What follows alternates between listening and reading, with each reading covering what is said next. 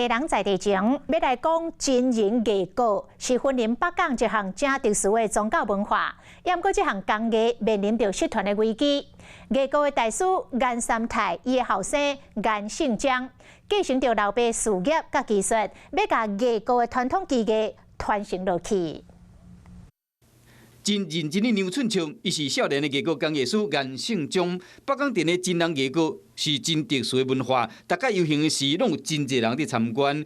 不过，这项工艺随着时代改变，出现失传的危机，加在有人愿意继承。我现在跟着做的原因是因为我不想让这门技术完全的不见，因为现在已经要保存完整的传统工艺已经很不简单了。 看到事业有人传承，颜三太真欢喜。伊表示讲，艺稿是真一种工艺结合，要做出一件优秀的作品，无遐简单。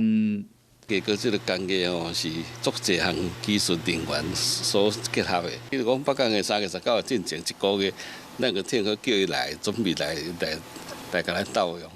逐台艺稿车暗时的时，若顶拍落搁较水。咱乡亲后一届若有参加艺稿游行的时，毋通袂记欣赏这种。 加水的工艺。